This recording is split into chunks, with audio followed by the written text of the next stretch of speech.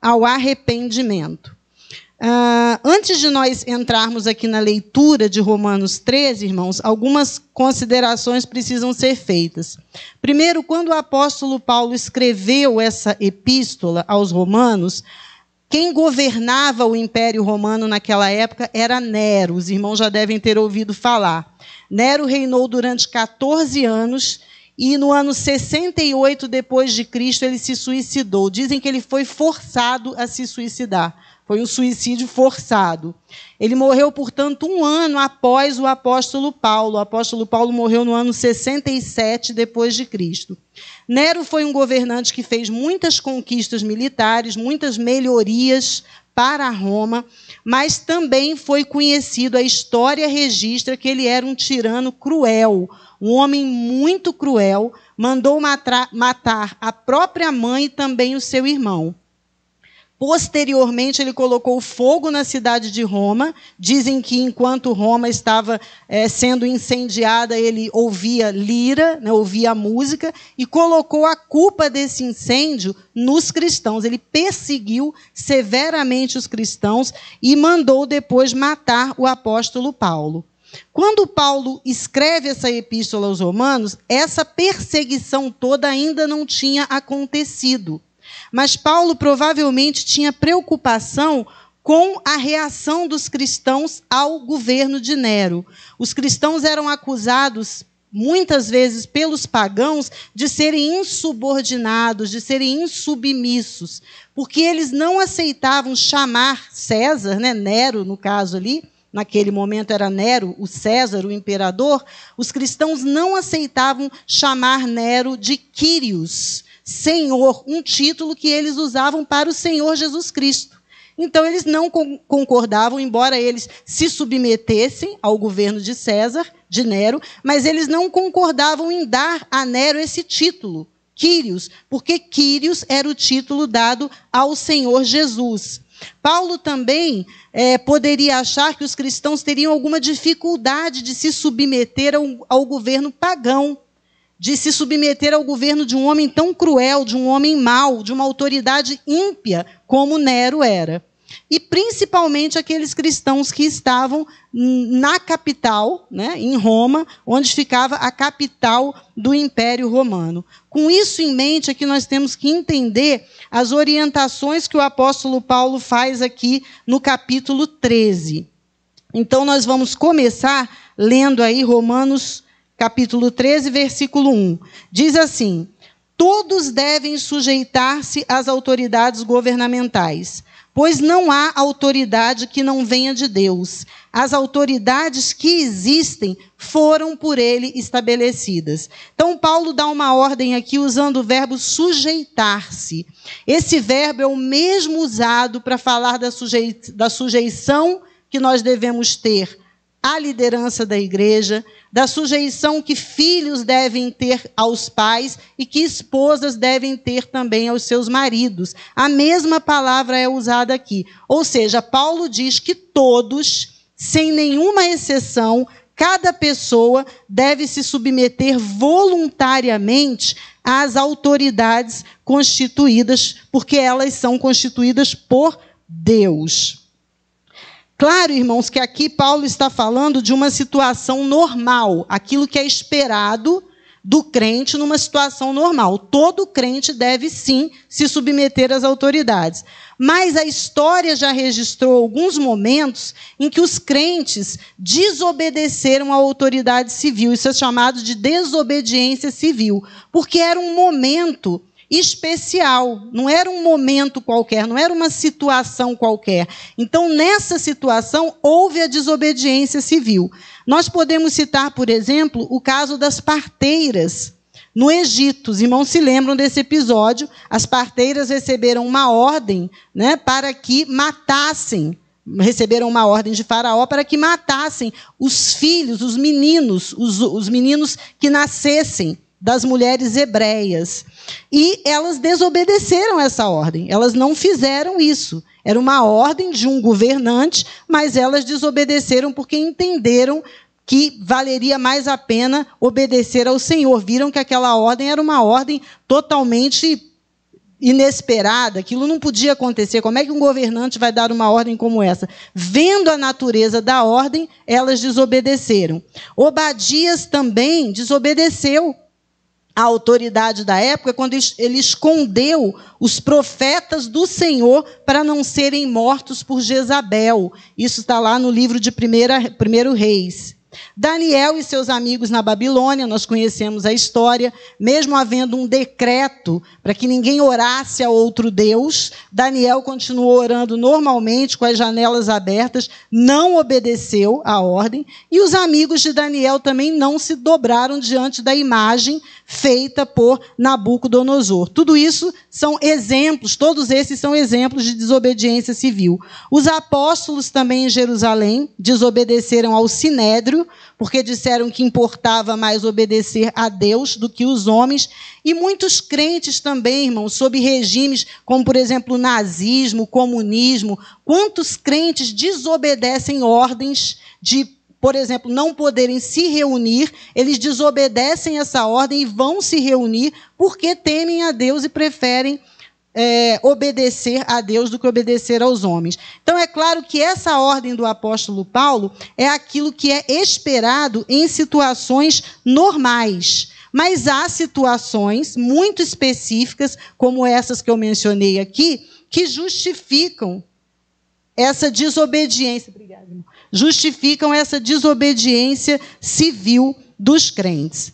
Quais são os argumentos que Paulo usa para dizer que nós precisamos respeitar a autoridade? O primeiro argumento está no próprio versículo 1. Ele diz aí que as autoridades que existem, que não há autoridade que não venha de Deus. E que as autoridades que existem foram por Deus estabelecidas. Então, esse é o primeiro argumento.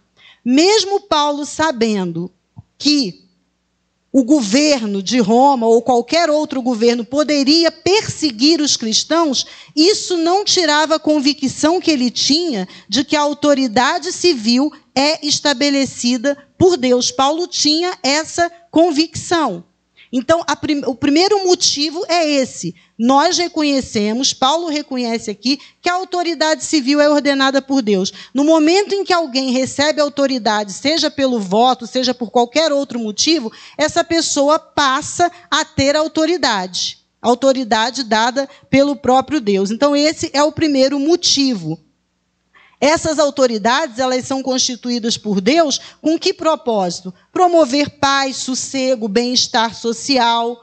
Às vezes, isso quando nós temos bons governantes, mas às vezes, no caso de maus governantes, também até para que Deus exerça juízo em um determinado momento da história. E isso incluía Nero.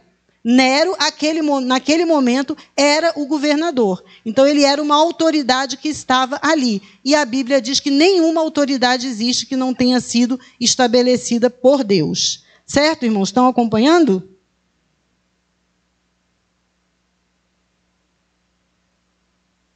Bem, no versículo 2, nós temos aí o segundo motivo pelo qual Paulo diz que nós devemos obedecer às autoridades. Portanto, aquele que se rebela contra a autoridade está se colocando contra o que Deus instituiu. E aqueles que assim procedem trazem condenação sobre si mesmos. Então, Paulo está dizendo o seguinte: além de a autoridade ter sido instituída por Deus, dela ter vindo do próprio Deus, existe também o perigo da punição. Aqueles que se revoltam contra uma autoridade, aqueles que se rebelam contra a autoridade, fazem algo que é proibido por lei, deixam de pagar imposto, essas pessoas estão se rebelando contra o próprio Deus e estão trazendo sobre si condenação. A condenação aqui, irmãos, não é a condenação eterna, não. É uma punição temporal. Se a pessoa deixa de pagar um imposto, ela vai sofrer uma punição por isso. Se a pessoa comete um crime, ela pode ir para a cadeia. Em alguns países, existe a pena de morte. A pessoa pode até mesmo ser morta se cometer um crime, porque a autoridade tem essa responsabilidade, tem essa autoridade de punir as pessoas que fazem aquilo que é contra a lei. Então, Paulo diz também por medo da punição. porque aquele que se rebela contra a autoridade vai receber uma condenação aqui, temporal, né? É isso que ele está dizendo. Versículos 3 e 4. Paulo fala também sobre o propósito pelo qual Deus estabeleceu as autoridades. Diz aí, versículos 3 e 4, pois os governantes não devem ser temidos, a não ser pelos que praticam o mal. Você quer viver livre do medo da autoridade? Pratique o bem e ela o enaltecerá, pois é serva de Deus para o seu bem. Mas se você praticar o mal, tenha medo, pois ela não porta espada sem motivo. É serva de Deus, agente da justiça para punir quem pratica o mal. Então aqui, o apóstolo Paulo está mostrando com que finalidade, com que propósito Deus instituiu as autoridades. Deus instituiu as autoridades como servas de Deus. No sentido, a palavra usada aqui no original é diáconos. Claro que a autoridade não é serva de Deus como nós somos, né? Como a igreja serve ao Senhor. Mas na providência de Deus, Deus preparou as autoridades para que elas exerçam um papel. E que papel é esse? As autoridades devem punir aqueles que são malfeitores, devem castigar, né? A espada aqui é símbolo dessa autoridade para punir, para castigar, e deve também promover o benefício da sociedade, o bem-estar social, proteger o povo, manter a ordem. Todas essas são funções legítimas das autoridades. Isso é o ideal, irmãos. Deus constituiu autoridades para esse papel, esse é o papel ideal das autoridades. Mas nós sabemos, né, que nem sempre as autoridades agem dessa maneira. Nós sabemos que isso não acontece. Mas nós podemos ter certeza de uma coisa: todas essas autoridades irão prestar contas a Deus. Não se esqueçam do que a Bíblia diz: a quem muito é dado, muito será cobrado. Todos esses homens que chegam a cargos políticos altos, presidentes, governadores, pessoas deputados, todos esses serão cobrados, porque eles receberam autoridade para exercer justiça, para promover o bem-estar social, para punir os infratores. Agora, se eles não fazem isso, eles serão culpados, eles serão punidos por Deus. Eles irão prestar contas disso a Deus. Então, por isso que Paulo diz, nós fazemos a nossa parte, reconhecendo que a autoridade foi constituída por Deus. Agora, se eles não fazem a parte deles, nós temos que entender que eles irão dar conta a Deus por isso, porque eles estão lá porque Deus permitiu. Eles são servos de Deus, no sentido de que são ministros, foram colocados ali para promover o bem-estar social. Se não fazem isso, eles serão julgados. E a igreja, embora não deva ser insubordinada e nem deva desrespeitar as autoridades constituídas, ela pode sim advertir essas autoridades. A igreja tem esse papel de levantar sua voz no momento em que um governo está agindo com corrupção ou com injustiça e denunciar isso. Esse é o papel da igreja. Bem, nos versículos 5 a 6, irmãos, Paulo continua então mostrando por que é que os cristãos devem respeitar as autoridades. Portanto, é necessário que sejamos submissos às autoridades, não apenas por causa da possibilidade de uma punição, mas também por questão de consciência. É por isso também que vocês pagam imposto, pois as autoridades estão a serviço de Deus, sempre dedicadas a esse trabalho. Então, o que é que nós temos aqui? Agora ele amplia. Nós não vamos obedecer à autoridade, nós não vamos nos submeter às autoridades só por medo da punição. Não, não só por isso, mas também por dever de consciência. Porque nós reconhecemos que essa autoridade foi constituída por Deus. E ele então explica, é por isso que nós pagamos impostos. Nós pagamos impostos para manter a instituição, para manter esse sistema instituído por Deus, que deveria promover o bem-estar social. É por isso que nós pagamos impostos. Mas aí entra aquela outra questão. Claro que há impostos injustos, né, que muitas vezes não são revertidos em benefício da população. É claro que há corrupção e os nossos impostos muitas vezes vão parar onde não deveria, mas por isso nós vamos deixar de pagar os impostos? Não. Não é o nosso papel. Como igreja, nós devemos fazer o que é correto, né? Tem crente aí que não tem problema nenhum em burlar o imposto de renda, né? Faz um papelão, procura contador, né? Para dar um jeitinho de não pagar aquilo que deveria pagar. Irmãos, crente não faz isso. Crente paga aquilo que é devido. Claro que, mais uma vez eu digo, nós podemos reclamar, protestar pelos meios legais. No Brasil mesmo, nós pagamos uma carga de impostos altíssimos, os irmãos sabem. Aqui é um dos países onde nós pagamos mais impostos no mundo e não vemos, muitas vezes, esses impostos revertidos no bem-estar da população, mas nada disso justifica o crente burlar o seu imposto de renda. Nada disso justifica o crente ir lá e dar um jeitinho, porque nós somos crentes, então nós não podemos fazer isso. Nós respeitamos a autoridade constituída, entendemos que o nosso imposto serve para manter esse sistema que, idealmente, deveria promover o bem-estar social. E, se não promove, volto a dizer, essas pessoas darão contas a Deus. E nos versículos 7 a 10, Paulo, então, diz que nós não devemos ficar devendo nada a ninguém. Vejam aí.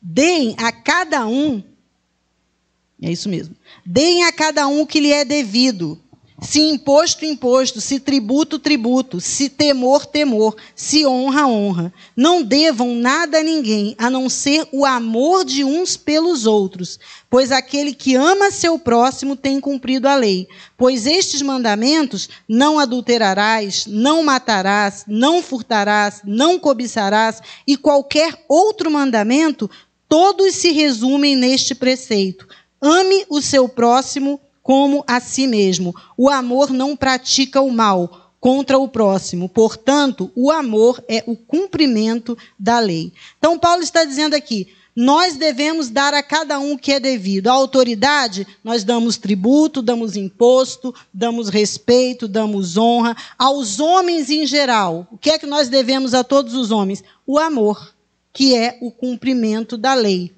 E o amor é a única dívida que nós não conseguimos pagar nunca, né? Nós estamos sempre em débito, porque por mais que o crente ame, ele é sempre... Qual é a ordem de Cristo? Nós sempre temos que continuar amando.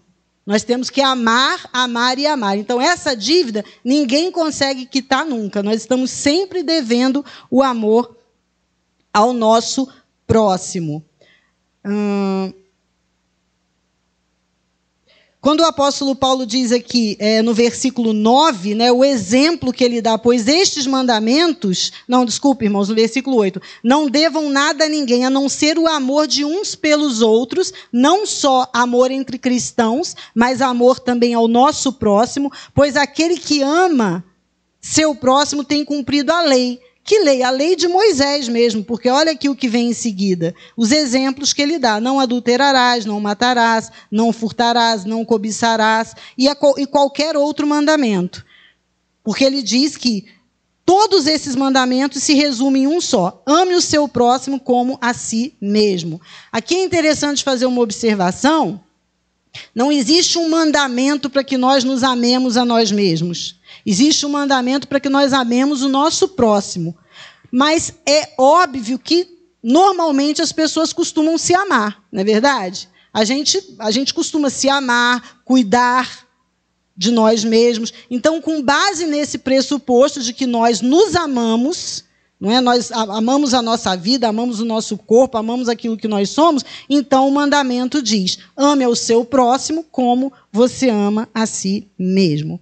Bem, irmãos, então, essa primeira parte do capítulo 13 mostra que Deus está acima dos governantes, a igreja não deve temer governantes maus, governantes ímpios, todos eles estão na mão do Senhor, não é? E irão dar conta a Deus, e nós continuamos confiando em Deus e aguardando o dia que virá o seu reino perfeito de justiça. E é sobre isso que o apóstolo Paulo vai falar agora, nesses versículos finais aí do capítulo 13. Ele vai exortar os crentes de Roma a despertar do sono e a andar de maneira digna, pois a vinda do Senhor está próxima. Vejam o que Paulo diz aí agora, versículo 11. Façam isso, ou seja, aquilo que ele acabou de dizer, não é? Se submetam aos governantes, não fiquem devendo nada a ninguém, tenham uma vida digna, façam isso compreendendo o tempo em que vivemos. Que tempo é esse que nós vivemos? Nós vivemos no tempo da salvação. Nós vivemos no tempo que é o fim dessa era presente, antes da consumação de todas as coisas.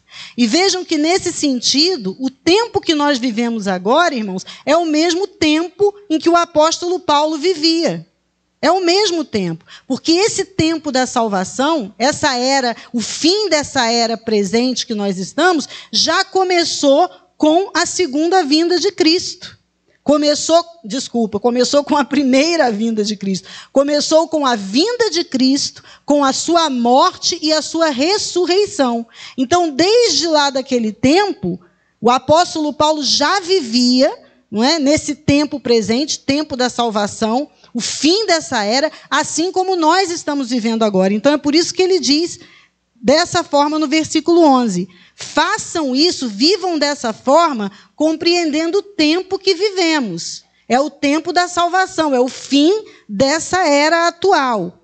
Chegou a hora de vocês despertarem do sono, porque agora a nossa salvação está mais próxima do que quando cremos. Salvação aqui é uma referência à nossa salvação futura, a concretização da nossa salvação na segunda vinda do Senhor Jesus Cristo. É isso que ele está falando, é a essa salvação que ele se refere aqui. É a plena realização da nossa salvação.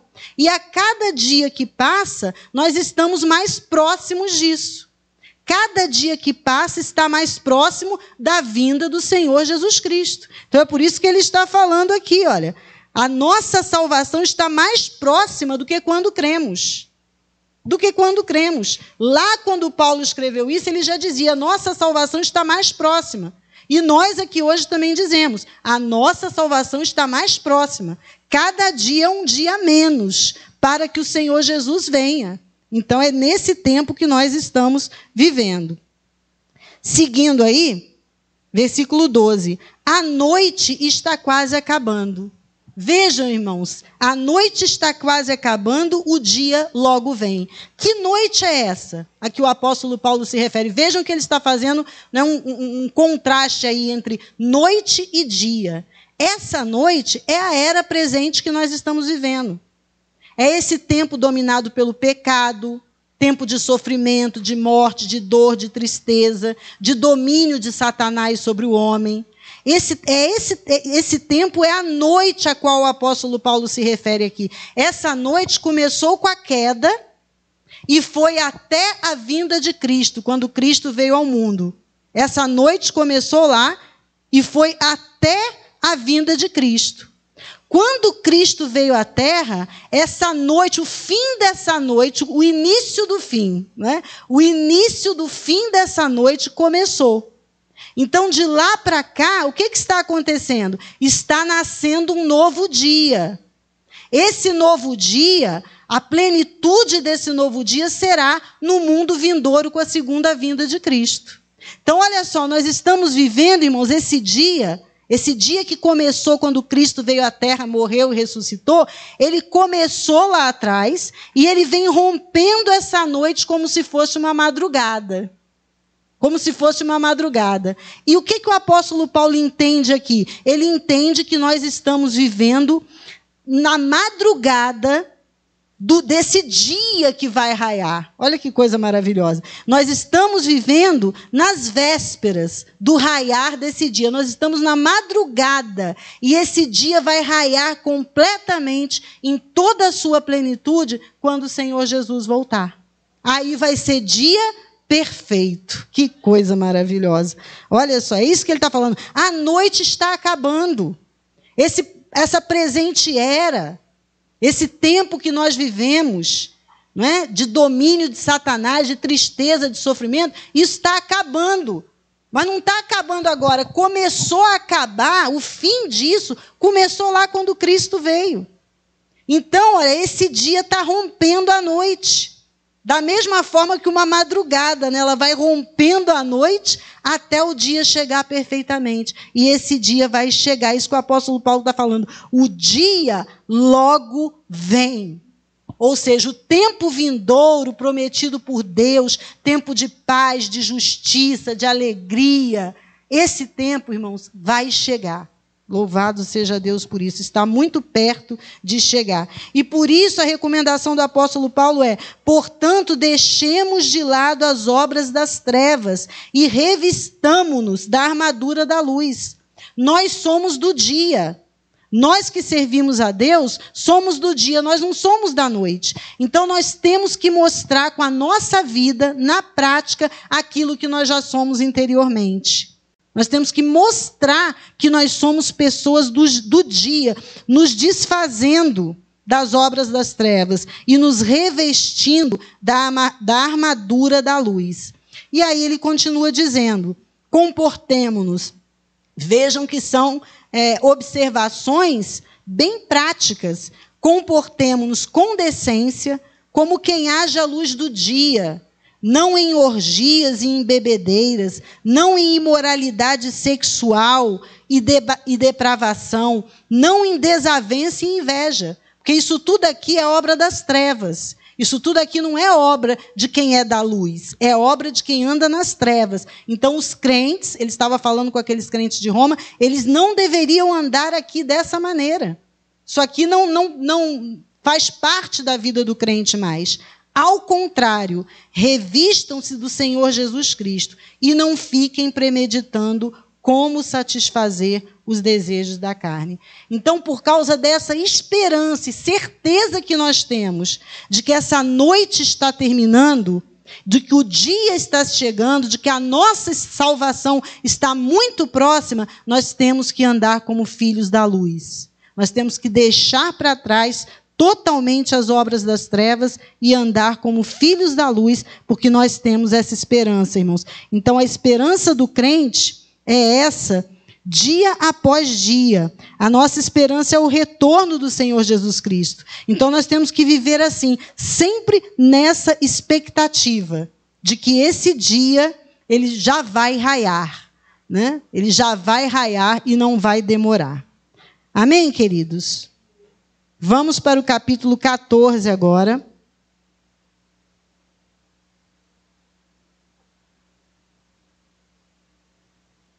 Também, antes de lermos aqui o capítulo 14, precisamos fazer algumas considerações, porque no capítulo 14, Paulo vai tratar de uma outra questão prática. Vejam que ele está tratando realmente de questões práticas nessa parte que nós iniciamos semana passada, né? Respeito às autoridades, a forma como os cristãos devem andar. E agora ele vai falar de uma outra questão prática aqui, porque Paulo provavelmente havia tomado conhecimento, né? Ele nunca tinha visitado a igreja em Roma, mas provavelmente tinha pessoas conhecidas lá, conhecia alguns crentes daquela igreja, como nós vamos ver no último capítulo, e Paulo estava informado de que havia um certo problema de relacionamento entre os cristãos judeus e os cristãos gentios na igreja de Roma. E por quê, irmãos? Porque muitos cristãos judeus da igreja de Roma tinham vindo do farisaísmo, e eles ainda queriam manter alguns costumes da lei de Moisés. Eles eram crentes, sim, mas eles ainda não estavam muito firmes na sua convicção. Eles ainda não tinham entendido muito bem o que era salvação pela graça, sem as obras da lei. Então, eles queriam, por exemplo, manter a dieta religiosa, aquela dieta religiosa lá de Moisés. Eles abominavam, por exemplo, a carne, né? E vinho sacrificados aos ídolos. Eles guardavam não somente o sábado, mas guardavam também outros dias do calendário judaico. Eles continuavam guardando aquelas datas especiais da lei cerimonial do Antigo Testamento. E isso dificultava, então, o relacionamento entre esses crentes, entre os crentes gentios, né, e os crentes judeus. Então, Paulo, nesse capítulo 14, ele vai falar de dois grupos que havia ali na igreja de Roma. Ele chama um grupo de os débeis na fé e o outro grupo são os fortes na fé. Quem são os débeis na fé? São débeis no sentido de ter uma consciência fraca. É isso que Paulo está querendo dizer. Eles tinham uma consciência fraca, eles não estavam muito seguros ainda do que era o cristianismo, do que representavam aqueles rituais do Antigo Testamento, agora na Nova Aliança. Então, quem eram esses débeis na fé? Provavelmente eram judeus convertidos. Eles se recusavam a comer carne, só queriam comer legumes, como eu já disse. Eles insistiam em guardar aqueles dias lá do judaísmo.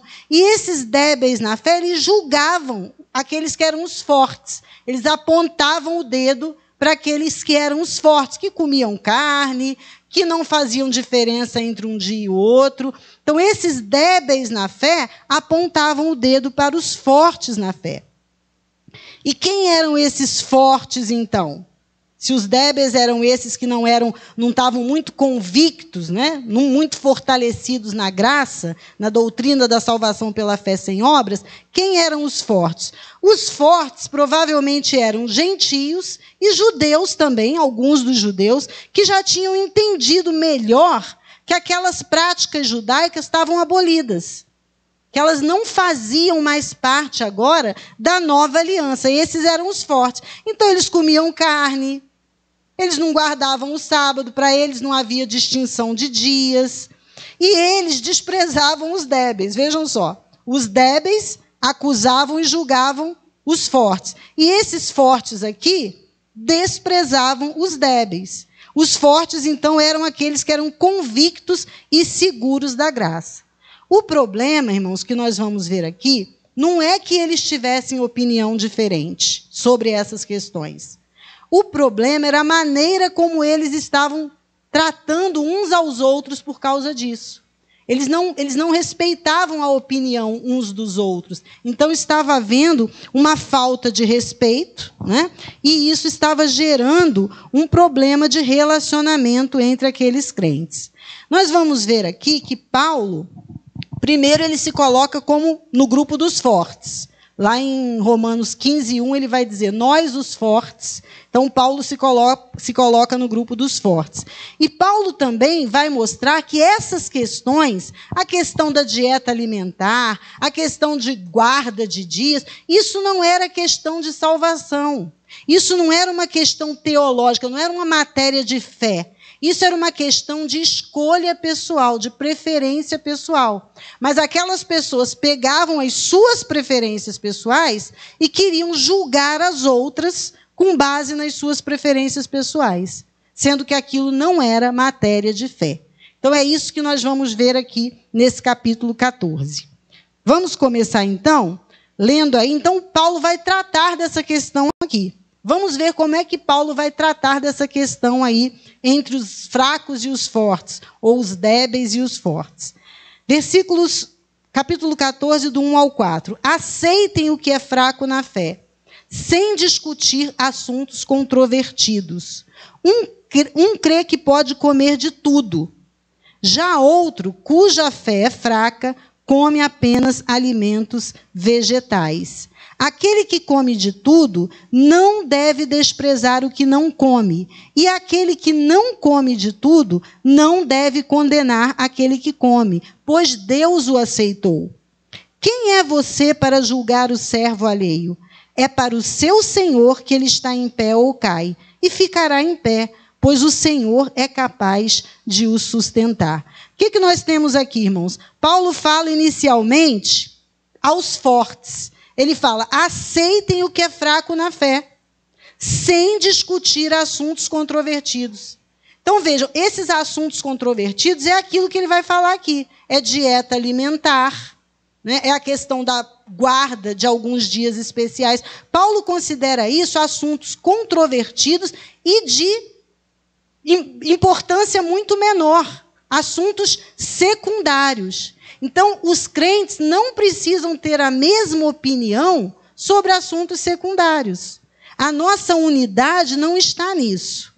A nossa unidade não está nisso. Paulo está falando isso aqui. Isso é um assunto controvertido. Então, respeitem, ele fala primeiro com os fortes. Aceitem o que é fraco na fé, sem discutir assuntos controvertidos. Fé aqui, irmãos, não é a fé para salvação, não. Fé aqui é sinônimo de segurança, de confiança. Ou seja, aceitem o que tem pouca confiança, o que tem pouca segurança, pouca convicção sobre a sua fé ainda, sobre a sua crença. É isso que Paulo está dizendo aqui. E qual é o argumento dele, então? Ele diz o seguinte, olha, versículo 2, um crê que pode comer de tudo, o forte crê que pode comer de tudo, não tem problema nenhum. Já o outro, cuja fé é fraca, ou seja, cuja confiança, segurança, convicção é fraca, come apenas alimentos vegetais. Aquele que come de tudo, ou seja, o forte, não deve desprezar o que não come. O forte não pode desprezar o fraco. E aquele que não come de tudo não deve condenar aquele que come, porque Deus o aceitou. Ou seja, Paulo está dizendo, o forte que come de tudo, que está convicto da sua fé, que sabe que isso não tem problema nenhum, não fique julgando o que é fraco por isso, ou seja, desprezando o que é fraco por isso, não fique tendo controvérsia com ele, discutindo isso. E o que é fraco, que acha que tem problema comer aquele alimento, não fique julgando o forte. Então, Paulo está falando aqui que tem que haver o quê? Respeito às opiniões nessas questões secundárias. É isso que ele está dizendo aqui. E por quê? Aí ele pergunta, quem é você para julgar o servo alheio? O forte e o fraco são servos de Cristo. São servos de Cristo. O forte não é senhor do fraco, nem o fraco é senhor do forte. Todos são servos de Cristo. E Cristo aceitou tanto o fraco como o forte. Cristo aceitou aquele que come e aquele que não come. Então Paulo está dizendo, quem é você para julgar o servo alheio? Deus cuida deles. Deus é que sustenta tanto os fracos quanto os fortes. Então esse é o primeiro argumento de Paulo. Quem vai nos julgar é Cristo, porque nós somos servos dele. Continuando aí. Agora, dos versículos 5 ao 8, irmãos, Paulo vai dizer que não importa o que nós façamos, se nós comemos ou se nós não comemos, o que importa é que tudo que nós fizermos seja para a glória de Deus. Vejam aí. Versículo 5. Há quem considere um dia mais sagrado que outro. Alguns entendem que Paulo está falando aqui só do sábado, mas ele pode estar falando também de todas as outras datas especiais, como eu disse aqui, do calendário judaico, tá? Da lei cerimonial do Antigo Testamento. Há quem considere todos os dias iguais. Ou seja, todo dia é igual, todo dia eu tenho que viver uma vida santa, justa, reta, dedicada a Deus. Cada um deve estar plenamente convicto em sua própria mente. Então vejam o que é importante nessas questões secundárias. É a nossa convicção. Eu tenho que estar certo daquilo em que eu creio. Se eu acho que eu tenho que fazer dieta alimentar, né?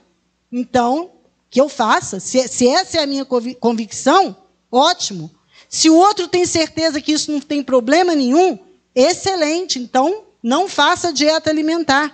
O que importa aqui é a convicção. Eu preciso estar certa daquilo em que eu creio. Continuando. Aquele que considera um dia como especial, para o Senhor assim o faz. Aquele que come carne, come para o Senhor, pois dá graças a Deus. E aquele que se abstém, para o Senhor se abstém e dá graças a Deus, pois nenhum de nós vive apenas para si, e nenhum de nós morre apenas para si. Se vivemos, vivemos para o Senhor, e se morremos, morremos para o Senhor. Assim, quer vivamos, quer morramos, pertencemos ao Senhor. Ou seja, o que Paulo está dizendo aqui é o seguinte: tudo o que importa não é se eu como carne ou se eu não como. Não é se eu guardo o sábado ou se eu não guardo. O que importa é a motivação com a qual eu faço isso. Primeiro, eu tenho que ter convicção daquilo em que eu creio. E segundo, a minha motivação deve ser a glória de Deus. Nós não devemos viver para nós mesmos. Se nós comemos carne, glória a Deus, Senhor, por esse bife maravilhoso. Né? Que bênção por essa costela assada, oh maravilha, né? Se eu me abstenho por essa carninha de porco saborosa, essa bisteca, né? Agora, se eu não como, eu estou me abstendo, é para o Senhor. O que importa é a minha motivação. Eu tenho que ver qual é a minha motivação em fazer ou em deixar de fazer, porque nós não podemos viver para nós mesmos. É isso que o apóstolo Paulo está dizendo aqui. Bem, continuando aí agora dos versículos 9 ao 12, ele vai mostrar que nós vamos dar contas a Deus no dia do juízo. Então, mais um motivo para ninguém ficar se preocupando com essas questões secundárias e acusando ao outro por causa disso. Versículo 9. Por esta razão, Cristo morreu e voltou a viver, para ser Senhor de vivos e de mortos. Portanto, você que julga seu irmão, até o 12. Portanto, você por que julga seu irmão? E por que despreza o seu irmão? Veja que ele está falando, né? Por que julga? Está falando isso para o fraco. Por que você julga o seu irmão? E por que despreza seu irmão? Aqui ele fala para o forte. Pois todos compareceremos diante do tribunal de Cristo, porque está escrito, por mim mesmo jurei, diz o Senhor, diante de mim, todo joelho se dobrará e toda língua confessará que eu sou Deus. Assim, cada um de nós prestará contas de si mesmo a Deus. Jesus Cristo morreu e ressuscitou para ser Senhor. Ele tem autoridade de julgar. E os crentes vão comparecer diante do tribunal de Cristo. Paulo ensina isso em 2 Coríntios 5,10, né? Fala mais do que aqui em Romanos. Ensina em 1 Coríntios 3, de 10 a 15, ele fala que nós, todos nós, compareceremos diante do tribunal de Cristo. E lá as nossas obras, como cristãos, serão julgadas. Não significa que é um tribunal para condenar. Já fomos justificados por Deus. Nessa ocasião, já estaremos lá, já somos crentes, salvos, justificados por Deus. Mas a nossa obra vai passar por esse tribunal. Paulo ensina isso claramente, isso é um ensinamento bíblico. Então é por isso que ele está dizendo, não fiquem preocupados em julgar uns aos outros e não desprezem também uns aos outros. Por quê? Porque todos vocês vão passar pelo tribunal de Cristo. E é Ele quem vai julgar as nossas obras. Não são as outras pessoas, é Ele quem vai julgar as nossas obras. Bem, seguindo aí então, irmãos, agora dos versículos 13 ao 15, Paulo vai falar com os fortes. Ele vai convocar os fortes a uma atitude de renúncia. Para quê? A uma atitude de renúncia para não escandalizar os irmãos que são mais fracos. Vamos ver aí então, do 13 ao 15. Portanto, deixemos de julgar uns aos outros. Em vez disso, façamos o propósito de não colocar pedra de tropeço ou obstáculo no caminho do irmão. Paulo está dizendo aqui, irmãos, colocar pedra de tropeço ou obstáculo é dar motivo para que o irmão venha a pecar. É isso que ele está falando, tá? Então, façamos o propósito, olha, vejam que é para os fortes. Deixemos de julgar. Deixemos de julgar. Em vez disso, façamos o propósito de não colocar pedra de tropeço ou obstáculo no caminho do irmão. Ou seja, não vamos fazer nada que leve o irmão a pecar. Como alguém que está no Senhor Jesus, tenho plena convicção de que nenhum alimento é impuro por si mesmo, a não ser para quem assim o considere. Para ele é impuro. Se o seu irmão se entristece devido ao que você come, você já não está agindo por amor. Por causa de sua comida, não destrua seu irmão, por quem Cristo morreu. Então, o que é que nós temos aqui? Paulo diz o seguinte, nós temos que ter como propósito na nossa vida cristã não colocar tropeço para outras pessoas. Não dar motivo para que outras pessoas, cristãos mais fracos na sua fé, venham a pecar. Mas ele diz que ele, Paulo, que foi fariseu, é judeu, foi fariseu, provavelmente ele também fez toda essa dieta alimentar na época que ele era fariseu, mas agora Paulo, convertido, crente, entende que isso não se aplica mais ao evangelho, à nova aliança. Então ele diz, olha, a comida não é impura em si mesma. A comida não é impura em si mesma. Ele também explica isso, ensina isso em 1 Timóteo 4,4 e em Tito 1,15. E o próprio Senhor Jesus, os irmãos vão se lembrar, também ensina isso em Mateus 15:10, né? Mateus 15, versículo 10, versículos 16 a 20. Jesus diz lá que o que entra pela boca não contamina o homem. O que é que contamina? É o que sai, não o que entra. Então, Jesus está mostrando aí que a comida em si mesma, ela não contamina o homem. Ela não tem poder de contaminar o homem. Portanto, Paulo diz aqui, eu tenho convicção de que, olha lá, essa é a convicção de Paulo. Me perdi aqui, versículo 13, 14. Obrigada, Gerson. Como alguém que está no Senhor, tenho plena convicção de que nenhum alimento é por si mesmo impuro. Essa é a convicção de Paulo. Lembrem-se do que eu falei. O importante nessas questões é a convicção. Paulo tem essa convicção. Tá? A não ser para quem o considere. Para ele é impuro. Então, Paulo está falando, mas tem pessoas que consideram que o alimento é impuro. Então, para essa pessoa, o alimento é impuro. Agora aqui, irmãos, nós precisamos fazer uma observação muito importante. Isso aqui não significa que o pecado é uma questão de opinião. Cuidado. Que o pecado é uma questão de consciência subjetiva, não. Há coisas que são pecaminosas mesmo. E a Bíblia diz e acabou. E aí é pecado para todo mundo. Paulo está falando aqui de questões controvertidas e secundárias. No caso aqui da dieta alimentar. Então, é por isso que ele diz isso, né? Que ele tem convicção de que não tem problema nenhum. Para algumas pessoas pensam o contrário. Então, cada um que tem a sua própria convicção. Mas não é que o pecado é uma questão de opinião. Não. Tem atitudes pecaminosas mesmo. E essas não dá para negociar com elas. Essa é para todo mundo. Tá? Mas existem questões que são questões controvertidas, são questões... Vou dar um exemplo mais aqui relacionado, porque talvez a gente não tenha muita essa questão de dieta alimentar, né? Essa questão de guardar dias, mas a questão de usos e costumes, né? Que os crentes ficam se batendo aí. Isso é questão secundária. Existe um princípio geral, que é o princípio da modéstia, da decência. Esse princípio rege todos os crentes. Agora, eu acho que pode usar um acessório, eu acho que não pode. Essas questões é que são questões secundárias, tá, irmãos? E que cada um tem a sua convicção sobre isso. Bem, seguindo aí, então, agora, mais motivos. Olha, vejam que o apóstolo Paulo está tratando do assunto, né? Tratando desse assunto importante. Dos versículos 16 ao 18, ele vai dizer...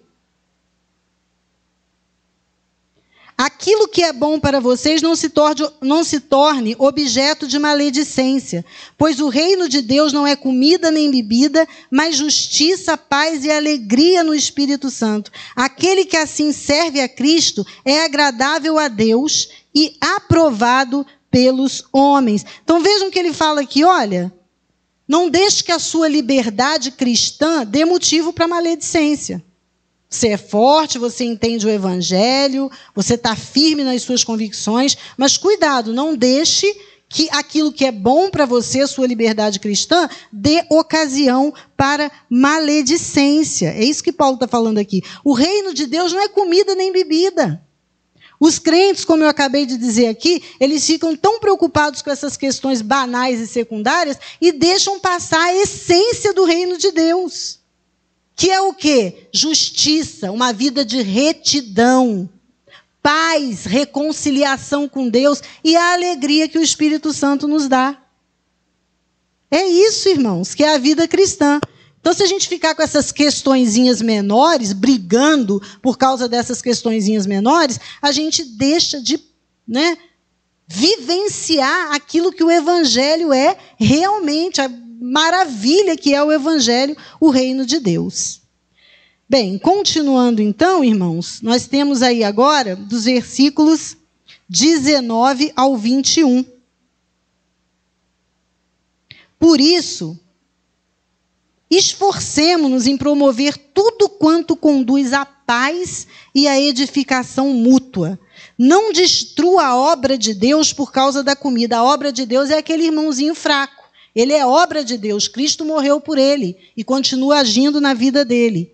Todo alimento é puro, mas é errado comer qualquer coisa que faça os outros tropeçarem.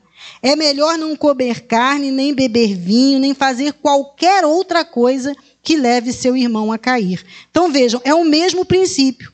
Como crentes, nós devemos nos esforçar para quê? Para buscar a paz, a edificação, não é? Para viver em amor com os irmãos, evitando escândalos. Como crentes, é assim que nós devemos viver. Vou dar um exemplo, irmãos, muito prático, né? Porque o exemplo sempre ajuda. Digamos que você acha que não tem problema nenhum comer carne com sangue. Você acha que não tem problema nenhum, né? Comer aquele sarapatel, aquele frango ao molho pardo, né? Você acha que não tem problema. Mas você está em um determinado lugar e você sabe que tem um irmãozinho ali que não tem essa certeza toda. Ele acha que aquilo ali é pecado, ele acha que não pode. Aí você vai, digamos que você está lá num restaurante, né? Vamos dizer que você esteja num restaurante, aí você vai, se enche da sua liberdade cristã, olha para aquele irmãozinho assim, com aquela cara de pena, fala, desce uma galinha molho pardo, bastante molho, né? Desce aí um sarapatel, aí come, o irmãozinho do lado olhando, e você, né, esnobando a sua liberdade cristã, a sua consciência cristã forte, né? Com isso você está fazendo aquele irmão pecar, você está ofendendo a consciência daquele irmão, por quê? Porque ele pode pensar assim, aquele irmão ali está comendo, eu vou comer também. Aí quando ele come, a consciência dele o acusa, ele fala, ai, mas o irmão comeu, mas eu acho que é pecado. Então, você está levando o irmão a pecar, porque ele está comendo sem certeza de que deveria comer. Então, é isso que o apóstolo Paulo está falando aqui. Não faça nada que leve o seu irmão a pecar. A comida não é impura. A comida não é impura em si mesma. Mas não coma nada, não beba nada, e não faça qualquer outra coisa que leve o seu irmão a pecar. Que leve o seu irmão a pecar. Quando eu voltei, irmãos, para a igreja, lá no ano de 1997, a Assembleia naquela época era uma outra igreja, né? Era uma outra igreja em termos de usos e costumes. E eu voltei, não é? E me deparei com aquela igreja muito rigorosa, né? Mas era ali que eu queria ficar. Era ali que eu queria ficar. E embora eu tivesse certeza de que alguns usos e costumes não eram de forma alguma pecaminosos, durante um bom tempo eu me ajustei à igreja para não escandalizar os irmãos. É isso que o apóstolo Paulo está falando aqui. Não é? Eu sei que fazer isso, não tem problema nenhum. Eu sei. Mas se eu sei que eu vou escandalizar um irmão com isso, então eu me abstenho de fazer. É uma renúncia que o forte faz. Tudo para quê? Para viver em paz, em edificação e evitar os escândalos. Seguindo aí, irmãos, versículo 22. Que bênção, já estamos terminando aí, correndo um pouquinho, mas terminando aí esse capítulo 14. Versículo 22 ao 23. Assim, seja qual for o seu modo de crer a respeito dessas coisas, que isso permaneça entre você e Deus. Feliz é o homem que não se condena naquilo que aprova. Ou seja, você tem convicção de que pode comer carne? Você acha que é pecado? Mantenha isso entre você e Deus. Não precisa ficar como eu disse aqui, né, como eu dei o exemplo aqui do irmãozinho pedindo o sarapatel, a galinha ao molho frango, ao molho pardo, galinha, não sei como é que é esse negócio, mas esse negócio aí é o molho pardo, não fique fazendo isso para ficar, sabe, demonstrando a sua liberdade, a sua convicção. Mantenha isso entre você e Deus. Feliz é o homem que não se condena naquilo que aprova. Ou seja, se você come lá na sua casa, sem o irmão ver, você faz essa galinha, ele nem sabe o que você está comendo, né? Você está lá comendo tranquila a sua galinha ao molho pardo, né? E o irmão não está vendo, ele não vai ficar ofendido com isso. Isso é entre você e Deus. Bem-aventurado é você que não se condena naquilo que você acha que é certo. É isso que o apóstolo Paulo está falando. Mas aquele que tem dúvida, olha só, preste atenção, é condenado se comer, porque não come com fé, com certeza, com convicção. E tudo que não provém de fé é pecado. Viram aí a conclusão que ele chega? Ele chega a essa conclusão. Se aquela pessoa que acha que aquele alimento é impuro comer e comer com dúvida, ela arrisca estar pecando, porque ela não tem certeza. Por isso que é, então, que ela não coma, porque isso não vem de fé. Irmãos, eu vou até o versículo 7 do capítulo 15, porque Paulo continua tratando da mesma coisa até o versículo 7. Como nós temos ali ainda 10 minutinhos, aí nós já adiantamos, porque o assunto aqui é o mesmo. Vejam que ele continua dizendo aí no versículo 1. Nós que somos fortes devemos suportar as fraquezas dos fracos e não agradar a nós mesmos. Então, observem, ele diz nós, os que somos fortes, ele se inclui entre os que são fortes, porque ele já disse que não existe problema nenhum em comer daquela carne, o alimento não é impuro em si mesmo, então ele se coloca no grupo dos fortes. Mas ele diz, devemos suportar, e suportar aqui não é só tolerar, né? Suportar, tem que suportar, né? Aquela coisa assim, com muito pesar. Não, suportar aqui é suportar em amor as fraquezas dos fracos. Fraqueza aqui não é pecado, tá, irmão? Não é suportar pecado, não. Paulo está falando dessas questões secundárias. Como eu já disse aqui exaustivamente, questões secundárias. Então, devemos suportar as fraquezas dos fracos e não agradar a nós mesmos. Ah, mas será que o crente nunca pode fazer nada para agradar a si mesmo? Claro que pode, pode. Agora, só que ele não pode colocar a sua satisfação pessoal acima do bem-estar dos outros. Né? Como eu já disse aqui, Paulo fala que ele deve renunciar a um bem-estar pessoal, a algo que ele deseje, se isso vai causar algum prejuízo ao irmão. Cada um de nós deve agradar ao seu próximo para o bem dele, a fim de edificá-lo. Então, antes de agradar a nós mesmos, nós precisamos agradar o nosso próximo. Para quê? Para que ele cresça, para que ele seja edificado. E qual é o argumento de Paulo? Pois também Cristo não agradou a si próprio, mas como está escrito, os insultos daqueles que te insultam caíram sobre mim. Pois tudo o que foi escrito no passado foi escrito para nos ensinar, de forma que por meio da perseverança e do bom ânimo, procedentes das Escrituras, mantenhamos a nossa esperança. Então o argumento de Paulo é o seguinte, nem Cristo agradou a ele mesmo. Cristo veio para fazer a vontade de Deus. E a vontade de Deus trouxe a ele o quê? Muito sofrimento. E aí ele cita aqui o Salmo 69, versículo 9. Essa citação aqui, os insultos daqueles que te insultam caíram sobre mim. Aqui o que significa o seguinte, irmãos, os insultos dos homens a Deus caíram sobre Cristo.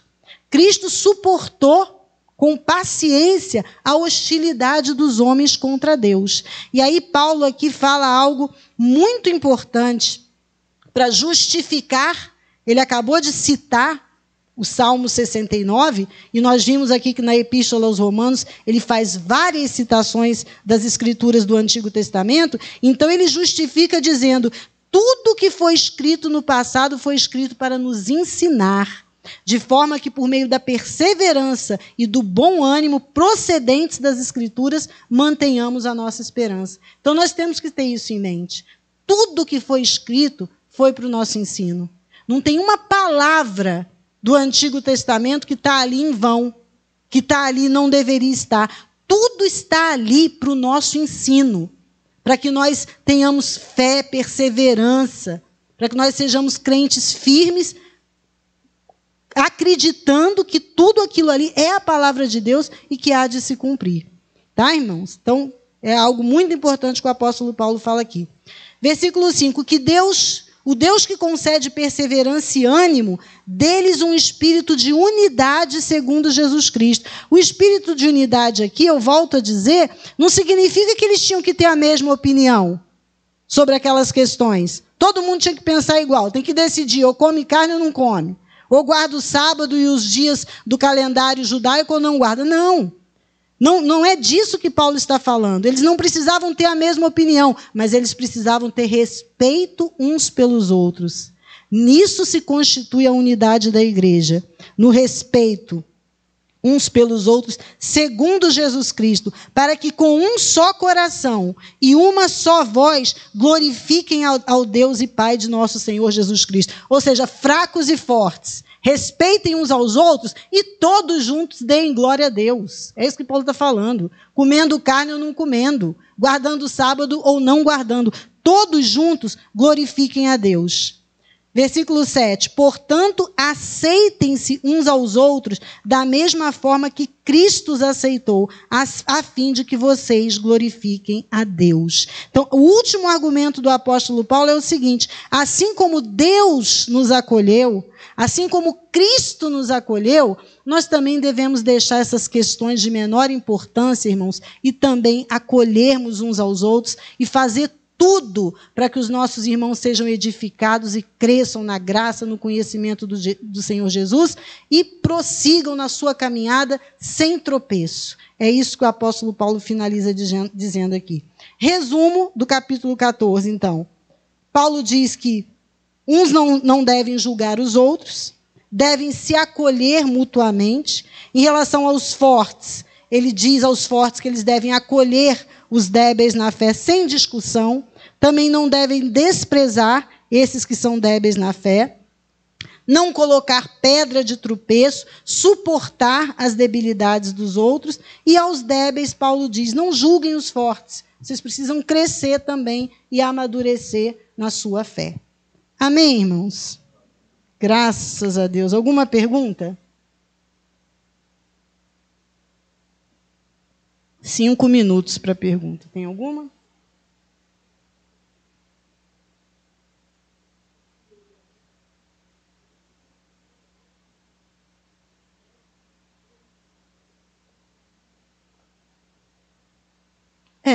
Jesus ensinou isso, né?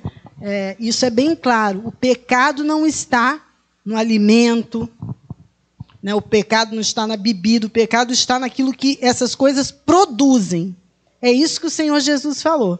Então, comer o alimento, talvez os irmãos estejam pensando, eu pensei que alguém ia me perguntar isso, naquela orientação em Atos, capítulo 15, sobre não comer carne, né? Sufocada com o sangue. Porque muitos dizem, mas essa orientação é uma orientação sim para a igreja, porque está lá no Novo Testamento, mas até ali, irmão, já foi algo naquele momento, né, para dirimir assim, um problema que estava havendo, também naquela ocasião. Mas não é uma ordenança para a igreja, isso não faz parte do Novo Testamento, da Nova Aliança, mas naquele momento foi necessário. Assim como Paulo pediu que alguns judeus cristãos se circuncidassem para não ter problema. A circuncisão faz parte da Nova Aliança? Não faz. Mas havia necessidade, por quê? Para evitar problema naquela situação. E essa também foi uma orientação dada nesse sentido, para evitar um certo problema entre os judeus naquela ocasião. Mas não faz parte das ordenanças do Novo Testamento para a igreja do Senhor. Tá? E isso, como a irmã Roseli falou, com base nessa afirmação que o próprio Senhor Jesus fez. Vocês se lembram como Pedro era cheio dessas regras, mesmo depois de crente, né? Pedro não comia carne, carne de porco, ele também guardava essa dieta. Um dia, quando Deus queria que ele fosse à casa de Cornélio, os irmãos conhecem lá em Atos 10, antes de que as pessoas chegassem à casa dele, né, os enviados lá de Cornélio chegassem à casa de Pedro para convidá-lo para ir à casa de Cornélio pregar o evangelho, Deus deu uma visão a ele. Né? Deus deu uma visão, aquela visão dos lençóis, cheio daquelas carnes gostosas, né, que Pedro não comia, né? E falou para ele: Pedro, mata e come. Ele: não, Senhor. Né? Então, eu não sei se depois disso ele comeu ou não, né? A Bíblia não fala, mas com certeza ele deixou de julgar os que comiam, né? Com certeza. E é isso que significa. Aquilo não é impuro em si mesmo. Né? Não é impuro em si mesmo. Jesus falou isso, né? Que é o que sai. O problema é o que sai, né? Não o que entra. Essa que é a questão toda.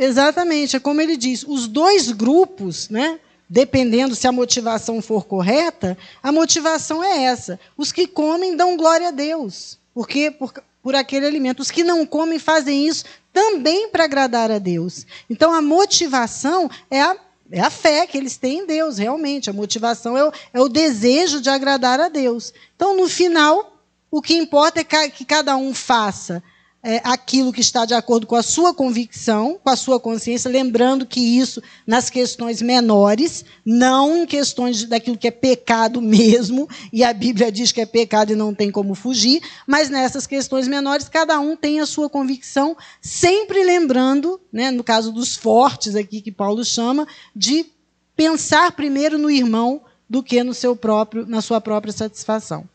Amém, irmãos? É a fé em Cristo. O que une é a fé.